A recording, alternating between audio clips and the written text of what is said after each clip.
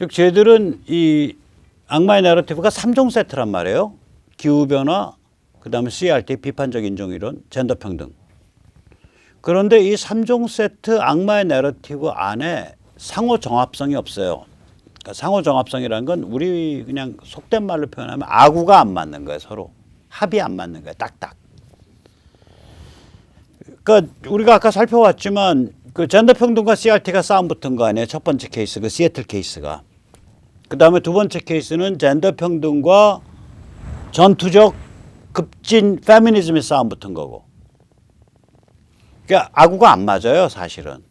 그 아구 안 맞는 걸 글로벌리스트 깨져전 빅텐트로 엮은 거예요. 기후변화, CRT, 젠더 평등. 이게 아구가 맞으려면요, 아주 핵심부의 깊은 영역에 가서 무시무시한 정치 철학으로 중무장돼 있는 자들을 만나야 아구가 맞아. 이 자들은 무지하게 냉소적인 자들이에요. 나 젠더 평등 나 싫어해. 나 사적으로는 나 동성애자 무지하게 미워해. 근데 이 깃발 드니까 사회 해체할 수 있네. 들어. 이런 자들.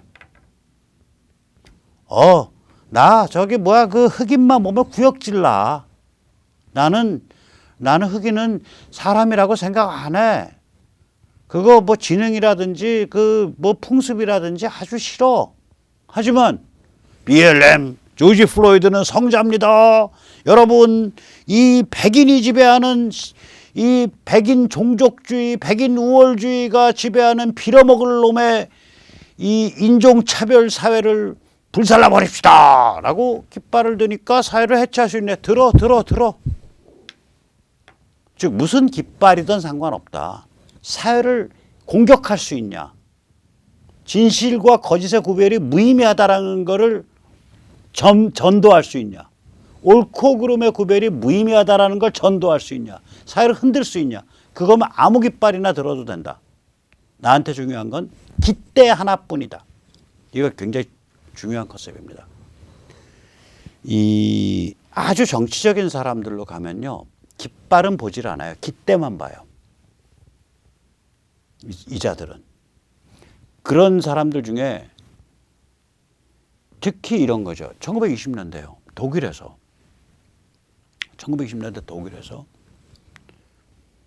20년대 중반 후반 되면요. 하루는 나치의 편에서 저 공산 폭동 주장하고 다니는 놈들하고 패서 죽여요. 걔들 그때 싸움할 때 맥주 조끼로 머리 찍고 그랬거든요. 잘못 맞으면 죽죠. 그 다음 날은 나치 독일의 편에서 저 빨갱이들하고 맥주 조끼로 머리 찍어요. 어떻게 사람이 하루 사이에 나치로서 격분했다가 다음 날은 공산당으로 격분했다가 그 다음 날은 다시 나치로 격분했다가. 제가 이거 이해를 못했었어요. 이게 우리나라에서는 언제 벌어졌냐면요. 그 이선실 아줌마 왔을 때 PD라 그러면 막스레닌주의 성향이고 북한에 대해서 싸늘한 관점인데 PD가 하루아침에 주체사상으로 확 넘어가는 거예요. 배웠다는 애들이 서울대 나오고 이게 웬일이래? 제가 이 의문을 못 풀었다가 몇 년 후에 피터 드라커의 책을 읽다가 이거였구나. 나치의 그 현상이랑 똑같구나. 피터 드라커가 그렇게 그런 걸 써놔요. 그 당시에 그랬다고. 무슨 얘기냐면 피바다를 통해서 인간을 구원하는 국가를 만들겠다라는 그 깃대 자체가 중요한 거지. 그 깃대에 걸린 깃발이 나치 깃발이냐 빨갱이 공산당 깃발이냐는 중요하지 않은 거예요. 이 자들은요. 진짜 핵심에 가면 사회를 해체하겠다라는 그 깃대가 중요한 거지. 그 깃발에 자기는 흑인 정말 증오하고 혐오하는데 흑인 좋아요. 인종차별 없는 사회 돼야 돼요 하고 깃발 올려요. 자기는 정말 동성애자 때려 죽이고 싶어하는 사람인데 동성애, 바이섹스, 트랜스 좋아요 깃발 올려요. 왜냐? 이 깃대 자체가 사회를 해체하는 깃대거든. 그렇게 하면 사회가 해체되겠거든. 자, 그런데 이 정도까지 망가져 있는 사람이 21세기에 몇 퍼센트나 있겠냐고. 걔네들 동네에 가도 100%는 아니에요. 100명이면 100명 다 이 정도까지는 안 망가져 있어요. 뭐 많아봐야 10명, 어쩌면 5명, 어쩌면 만 15명. 그 수준까지, 그러니까 정말 프로들이죠, 이거는. 서로 깃발에 대해서는 실실 웃어가면서 뭐 이 깃발 들렸다 저 깃발 들었다 나 깃발 믿지 않지만 이렇게 깃발은 올려가면서 마음대로 하는 거예요. 예를 들어서 바이든이 입으로 깜땡땡 NIGGER이란 단어를 공적으로 기록된 것만 13번 얘기한 사람이에요.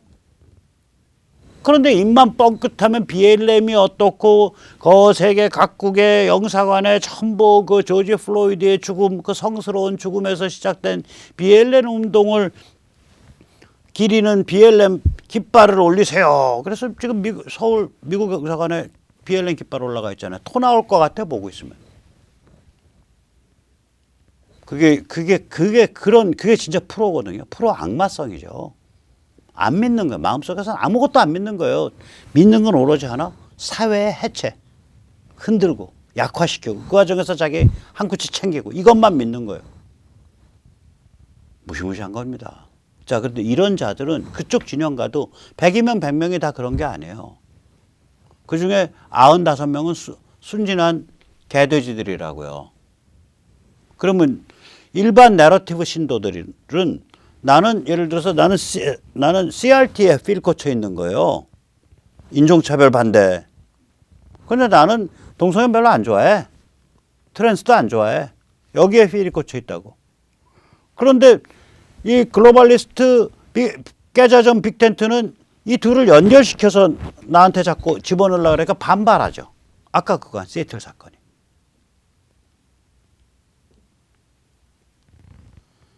즉 글로벌리스트 깨자점의 통합전선은 일반 신도한테는 굉장히 낯선 거예요. 저거는 예를 들어서 뭐 대학 교수, 그 다음에 평론가, 언론쟁이, 글쟁이 이 자들은 훈련된 자들이거든. 이게 다 통한다는 걸 알고 통하게 연결해야 된다는 걸 알고 그 통한 그물 아래는 사회 해체가 목적이라는 걸 알고 그 사회 해체라는 방향으로 깃대를 세우고 깃대를 들고 가면 자기한테 돈과 커리어가 된다는 걸 아는 거예요. 그죠? 그러나 일반 신도는 그렇지 않죠. 근데 이제 이런 글로벌리스트 깨자점이 정권을 잡은 상황이 되면 이 자들이 자꾸 자기 권력을 강화해야 되니까 이른바 통합전선, 인터섹셔널리즘, 그러니까 CRT와 비판적 인종이론과 기후변화와 그 다음에 젠더 평등을 엮은 프레임을 만들어서 그 프레임으로 사람들을 동원하고 훈련시키려고 시도를 하잖아요. 그럼 들이받는 거죠. 일반 그 내러티브 신도의 입장에서는 들이받을 수밖에 없다고요. 그래서 쟤들이 분열할 수밖에 없어요. 근데 우린 또 고생을 해요. 쟤들은 분열하고 우린 고생합니다. 왜냐하면 우리의 태도와 가치는 어느 부분에 있든지 공유할 수 있어요. 우리의 태도는 뭐냐? 삶과 세상을 긍정하고 신앙 혹은 도덕 혹은 미덕을 모색하는 관점이라고요. 이게 신앙은 이제 종교에서 구해지는 거고 도덕은 사회적 차원에서의 규범이고 미덕은 나 뭐 신앙도 별로 없고 나 그렇게 도덕적인 사람은 아니지만 내가 내 인생을 감당하기 위해서 이 원칙, 내가 정한 몇 가지 원칙에 대해서 난 목숨 걸 거야. 이게 미덕이거든요. 한두 가지 원칙에 대해서. 삶과 세상을 긍정하고 신앙, 도덕, 미덕을 모색하는 거예요. 저게 우리 태도라고요. 그리고 우리의 가치는 개인, 자유, 진실 존중, 시장, 민주주의, 신앙 존중 이런 게 우리 가치라고요. 문제는 뭐냐면 이러한 태도와 가치가 이게 굉장히 고급진 거거든요. 그래서 사회에 널리 퍼져 있는 습속으로 확립되는 것이 결코 쉽지가 않아요. 이게 쉬운 일이 아니에요. 이게 굉장히 고급진 거예요. 그러니까 다시 말하면 쟤들의 에너지, 무한해체, 원한, 분노, 질투는 쉬운 에너지예요. 특히 원한, 분노, 질투는 쉬운 에너지라고요. 그런데 우리의 태도와 가치는 고귀하고 드문 에너지에서 나와요. 단 우리가 찬스가 있는 건 이러한 태도와 가치를 가진 사람들이 1%, 대한민국으로 치면 50만 명이에요. 혹은 0.5%. 대한민국으로 치면 25만 명이에요. 한 선거구당 1000명이에요. 그럼 게임 끝나요, 이거는. 워낙 고급진 거라 소금을 뭐 국에다가 짜게 만든다고 이만큼 넣을 필요 없잖아요. 이만큼 넣으면 국이 적절하게 간이 맞잖아요. 소금과 같은 존재라고 이게 소금과 같은 존재예요. 굉장히 고급진 태도와 가치를 가지고 있고 그걸 섬기는 사람들이에요. 이게 그러면서 활동성이 있고 주변 사람한테 영향을 끼칠 수 있는 위치의 사람. 그리고 헌신적인 사람. 그러려면 그런 사람이 0.5%가 나오려면 그런 방향으로 그게 맞아 하는 동조하는 사람이 그거에 10배, 20배가 나와야 돼요. 5%, 10%. 400만, 500만이 나와야 돼요. 그래야 그 중에서 활동을 하면서 풀어갈 수 있는 사람들이 한 20만, 50만 나오는 거예요. 그래서 이게 쉬운 일 아니죠. 우리는 고생합니다. 그게 만들어질 때까지. 근데 그게 만들어지면 특히 한국 사람 같은 경우는 그 문화적인 한번 이 핵심 DNA가 만들어지면 길게 갑니다. 좋은 거든 나쁜 거든. 예를 들어서 6세기, 7세기에 세계 최소한 그러니까 서남아시아, 그러니까 지중해권이 아닌 이쪽 동쪽에서 그러니까 서남아시아, 중앙아시아, 인도 여기서 최강의 최고급 종교가 대성화엄이거든요. 그게 한국 들어와서 국교가 돼서 지금도 영향을 미치고 있잖아요. 그 다음에 성리학, 전 성리학 굉장히 싫어하지만 성리학 한번 들어와 가지고 14세기 때부터 펴서 지금도 영향 미치고 있잖아요. 지금은 이제 병 들어갔고 마지막에 그 종족주의적 관념적 종교성으로 어디에 가장 많이 남아 있냐? 김일성 영생교회에 많이 남아 있습니다. 오히려. 자, 그래서 이게 한국은 한번 이런 문화적 유전자가 생기면 굉장히 오래 가기 때문에 이것에 관심을 가지고 내가 여기 어떻게 기여할 수 있나, 어떻게 조금이라도 힘을 할 수 있을까, 어떻게 같이 움직일 수 있을까 고민하시는 분은 한국인의 운명 1000년을 두고 얘기하고 있는 거예요. 지금 우리가. 한국인의 운명 1000년을 두고 하는 얘기입니다. 자, 근데 우리가 이제 비실비실한 이유가 있죠. 일단 한국의 주류가 1980년대에 바뀌었죠. 1980년대에는 박정희 리더십의 유산이 이제 전두환, 노태우, 이게 박정희 리더십의 유산이죠. 그 유산이 결국 뭘로 바뀐 거냐? 조중동과 DJ YS로 바뀐 거예요. 80년대 말쯤 되면. 88년 선거 같은 거 보면 정확하죠. 그리고 100만 운동권 전대업 세대가 등장한 거예요. 한 학번에 5만, 10만 이렇게 되는 그 세대가 등장한 거예요. 그 물 먹고 그 사고방식까지. 이런 상황에서 지식인과 상류층은 기능주의, 물질주의에 함몰돼 버렸어요. 그러니까 가만히 돌이켜보세요. 옛날엔 지학순 이런 어른이 있었잖아. 김수환 어른이 있었잖아. 성철 어른이 있었잖아. 지금 사회 전체를 털어서 어디 창조자, 원로, 정신적 지도자가 어디 있냐고. 아무리 봐도 없어요. 이준석이 나올 판이에요. 없어요. 그냥 세대 자체가 소멸돼 버린 거예요. 그러니까 우리 주류가 얼마나 물질주의, 기능주의에 이렇게 탐닉해왔고 함몰되어 있는지 우리 상류층 지식인이 그걸 보여주는 거죠. 어른이 없다는 게 말이 되냐고요. 1990년 이후에는 특히 이제 더 살벌해지죠. 미중 밀월과 중국의 급성장이 이루어지죠. 그러니까 우리가 중국과 이제 국교 정상화를 할 때 6.25에 대해서 따져 묻지도 못했잖아요. 쟤들이 휴전협정 당사국인데 6.25 책임을 못 물었어요. 아니, 일부 일제에 대해서는 책임 묻고 또 묻고 사골국을 3번, 4번, 5번, 6번, 7번 고아먹듯이 묻고 있으면서 지금도 껐떡하면 노재팬 하면서 노차이나 하나도 본 적이 없잖아요, 우리가. 그렇게. 조중동에 노차이나 캠페인 벌이는 거 봤어요? 국민의힘이 노차이나 캠페인 벌이는 거 봤어요? 6.25 경험이나 해방 후 역사를 어떻게 봐야 될 거냐. 이게 다 이제 코미디가 돼버린 거예요. 며칠 전에 어느 중학교 앞에 가니까 역사를 모르는 민족은 패망한다. 뭐 그렇게 써 있더라고요. 내가 그거 보면서 웃었어. 역사 모르기만 하면 다행일세. 역사를 왜곡해 놨는데, 왜곡한 걸 가르치고 있는데, 누가? 학교에서, 그 중학교에서 그걸 학부모들이 방관하고 있는데 관심도 없는데. 그럼 역사를 왜곡하는 민족은 어떻게 되는 거야? 모르면 패망이면 역사를 왜곡하는 민족은 멸종한다죠. 이 위기가 닥쳤는데 우리가 그냥 그걸 그냥 넘겼다고요. 거기다가 미중 밀월 상태가 이어지면서 그 힐러리 클린턴의 2013년 연설에서 나오는 영구분단 글로벌리스트들이 미국을 장악한 게 25년을 이어졌어요. 1990년경부터 25년까지. 2015년까지.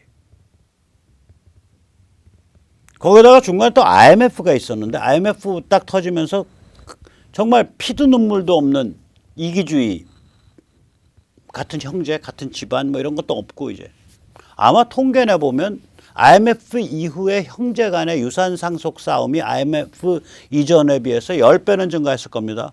요새는 부모가 잘 정리 안 해놓고 돌아가시면 반드시 유산 상속 싸움 붙습니다. 좀 있는 집은. 제가 보기엔 뭐 세 집에 두 집은 붙는 것 같은데. 그러니까 부모가 정확히 선을 안 갈라놓고 숨지게 되면. 극에 달한 물질주의와 전통의 붕괴가 있죠. 그리고 북한과 중국의 침투와 영향력이 급증해 있죠. 그래서 한국 심각한 거죠. 이런 면에서. 굉장히 심각한 겁니다.